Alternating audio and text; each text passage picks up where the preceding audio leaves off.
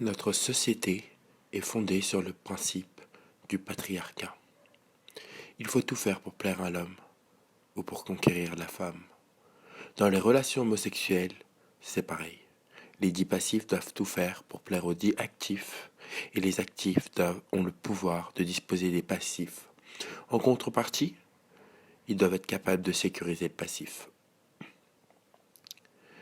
Notre société aborde l'amour comme une sorte de relation de pouvoir basée sur un équilibre où chacun son rôle, chacun sa place.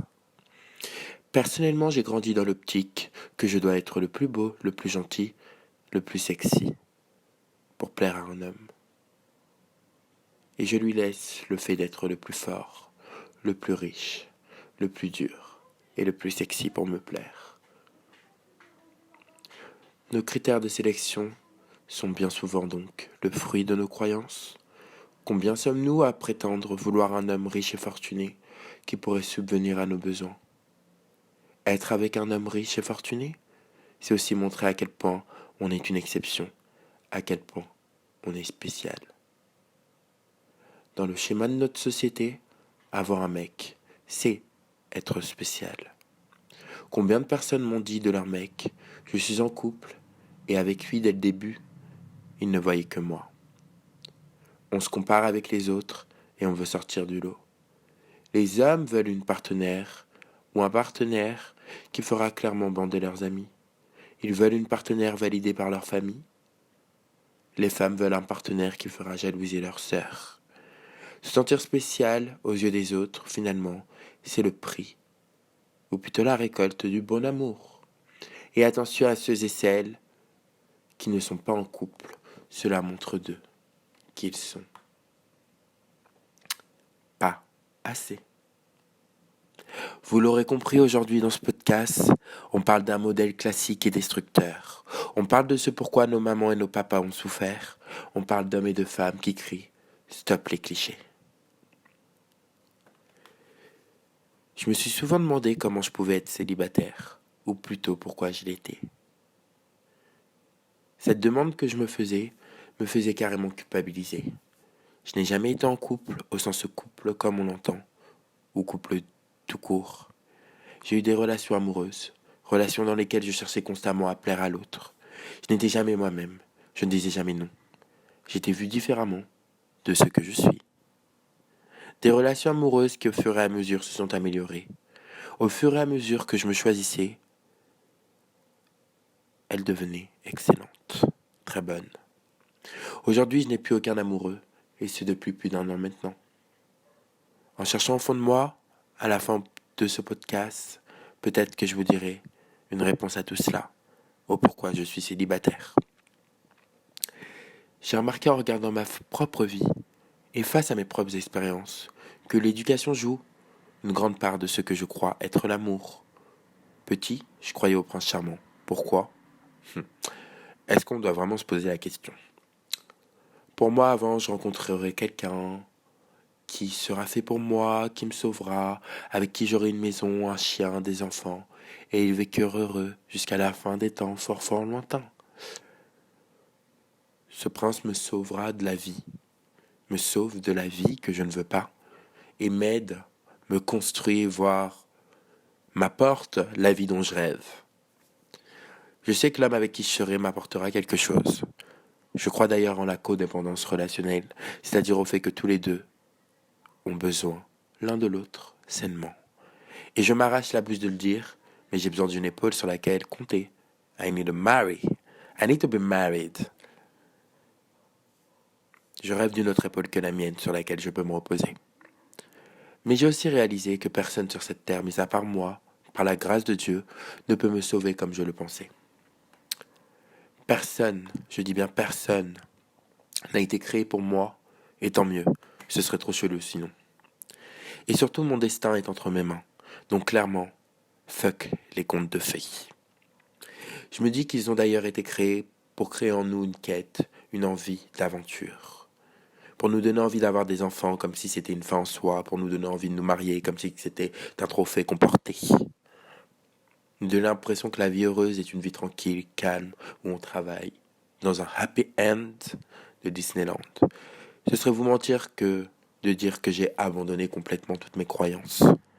La seule que j'ai véritablement remplacée par je crois en l'amour, je veux une relation d'amour saine, mon destin est entre mes mains, c'est celle que je vous ai citée avant. Je me sens clairement responsable de mon présent et de ma vie. Déconstruire l'image des Disney m'a aussi permis de comprendre une chose évidente. Être en couple ne signifie pas être heureux ou avoir réussi. Être parent non plus ne signifie pas être une bonne personne d'ailleurs. Attendre d'être sauvé de sa tour, c'est juste montrer une sorte de passivité face à la vie. Je peux me sauver de mon karma familial seul par la grâce de Dieu. Si je ne suis pas accompagné, je n'attendrai pas quelqu'un qui me bouge. Une chose aussi que j'ai clairement choisi de déconstruire, cette notion de tomber amoureux, de rencontrer l'âme sœur, etc., etc. L'amour parfait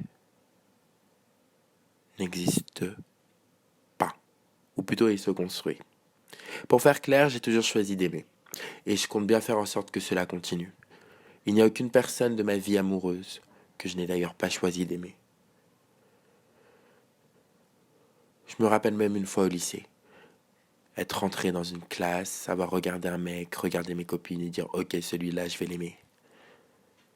J'ai envie de t'aimer, donc je t'aime, en gros. Il n'y avait aucune raison. Je le trouvais un petit peu attirant, mais pas trop. Il y en avait d'autres que je trouvais plus attirants que lui, pour être honnête. Mais c'était mon choix de l'aimer lui.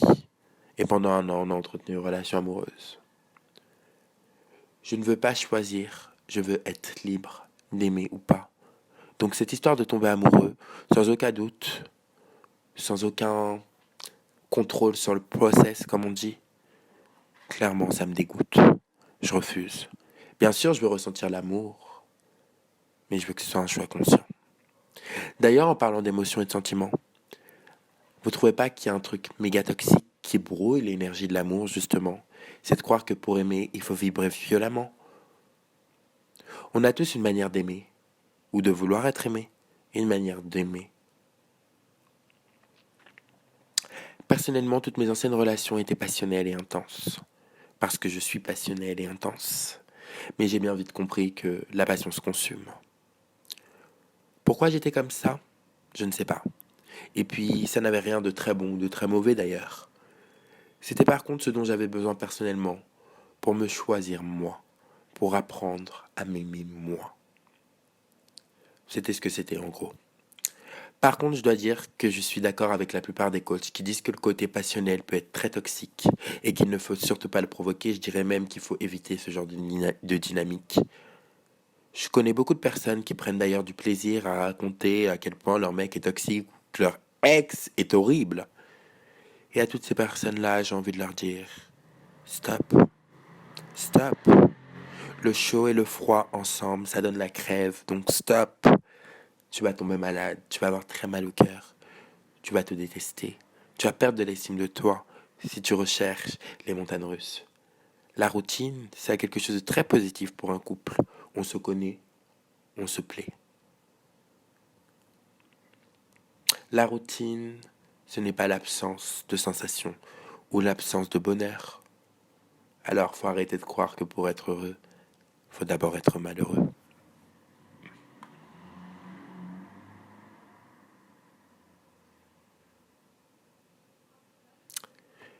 Et je dirais même que les relations ups and down, c'est des relations où il y a un dépendant affectif.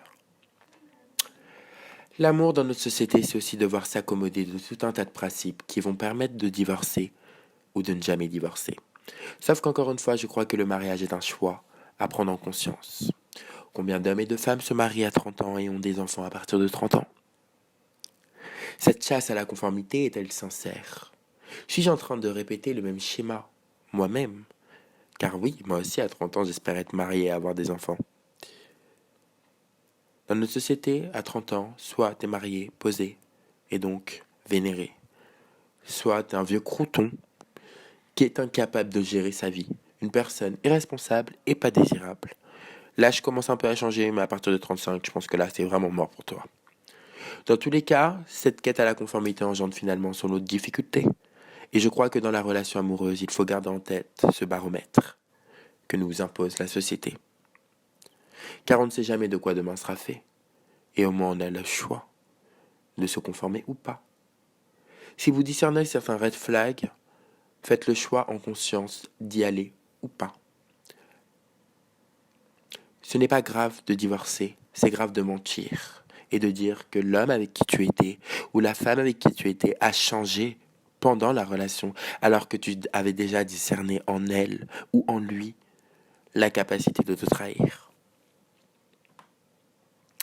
C'est grave de s'engager alors que tu sais pertinemment que tu vas dans un chemin de désamour pour toi-même et que tu vas souffrir. Fais ce que tu veux, je te juge pas. Mais n'oublie pas que le mariage, les enfants ont des conséquences sur les vies. Cette vie d'ici, cette vie de plus tard, les prochaines.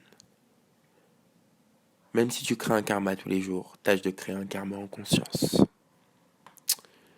Une relation se construit, donc il faut également déposer des intentions. Le non, la puissance du non, c'est tellement important d'en prendre compte et de l'incarner. Parfois, quand on veut plaire, surtout quand on est célibataire, on satisfait les désirs de l'autre à nos dépens. Clairement, si ça ne te fait pas plaisir, j'ai envie de te dire ne te tente pas.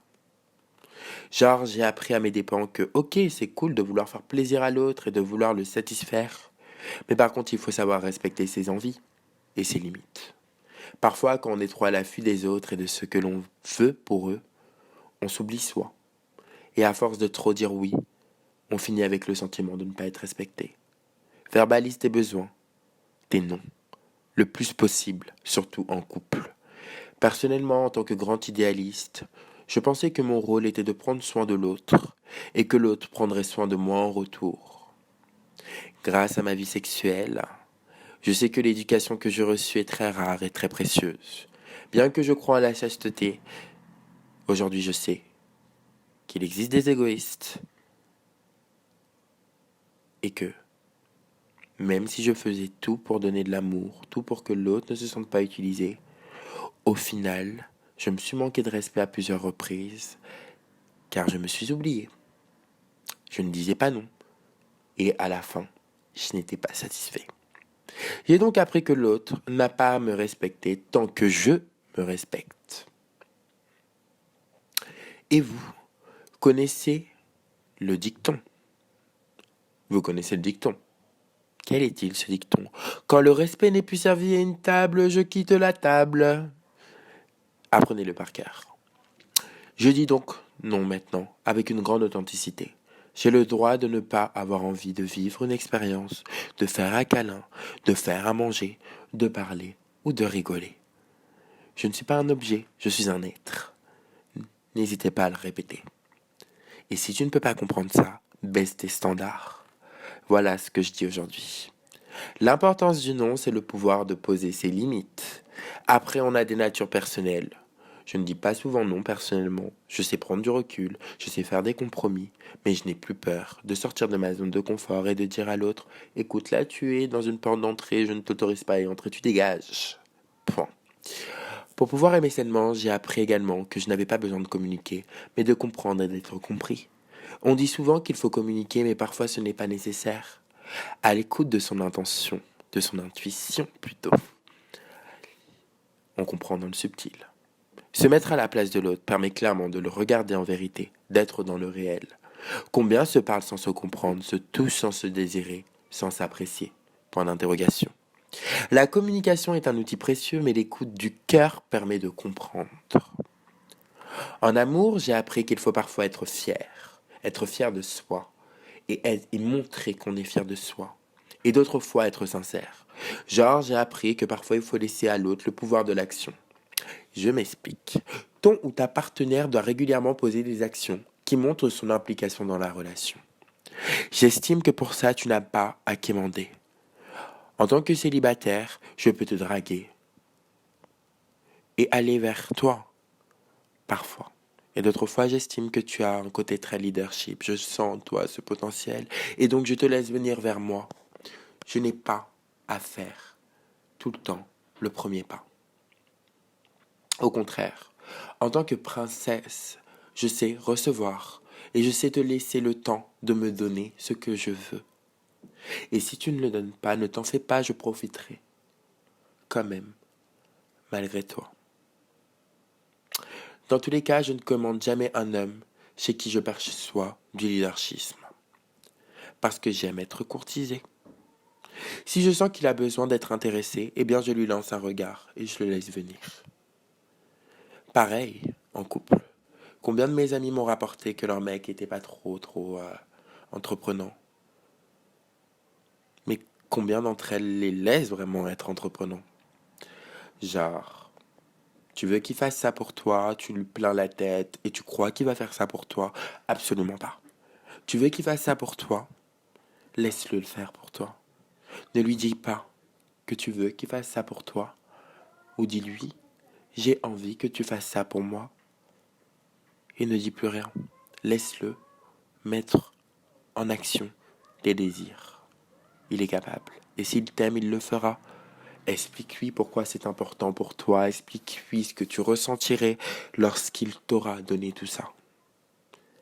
Et si tu n'arrives pas à l'expliquer, c'est que c'est pas vraiment important pour toi.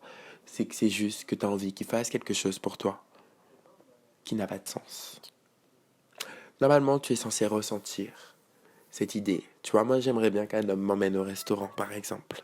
Je sais que si un homme me dirait, on va au restaurant samedi, et que je dirais, ah bon, et qu'il me dit, oui, je t'annonce qu'on va au restaurant samedi, je serai en mode heureux, j'aurais du désir, j'aurais envie de lui plaire, j'aurais envie de lui faire plaisir. Je sais aussi que quand je parle avec un garçon et que j'ai envie qu'il m'emmène au restaurant, je lui dis, moi, j'ai envie que tu m'emmènes au restaurant. Je lui dis une fois, je continue à discuter avec lui. Il me le donne. Je ne lui répète pas. Et s'il ne peut pas me le donner, il ne me verra jamais. Mais je ne lui répéterai pas ce que je veux de lui. Au final, il s'agirait de restituer les énergies. Tu n'es pas trop masculine, ma chérie. Tu n'es juste pas dans ton yin. Tu n'es pas trop dans le yin, mon chéri. On ne te laisse pas prendre ta place de yang. Tu vois, genre, c'est ça qui est important. C'est pour créer une relation d'équilibre, je crois qu'il y a vraiment besoin de se laisser la place et le temps. De se laisser le temps. Et quand c'est pas possible, quand on est face à une limite, eh bien, on se rend compte que la personne n'est pas parfaite. Et donc, on choisit en conscience de rester avec ou pas. Non pas parce qu'elle n'est pas parfaite, mais parce que ça peut être chiant, quelqu'un qui n'est pas trop entreprenant parce qu'il n'y arrive pas tout simplement.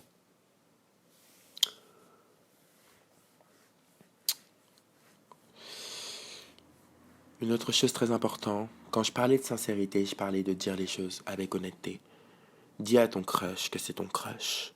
Dis à l'homme avec qui tu veux être en couple que tu as envie d'être en couple avec lui. Dis à ton mari que tu l'aimes.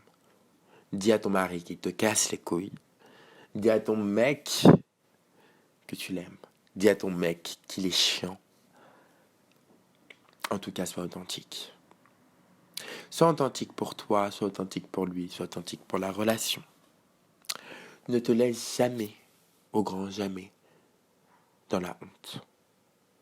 Beaucoup de gens disent, moi je suis fier, hein. Je fais pas le premier pas. J'ai envie de répondre, toi t'as honte.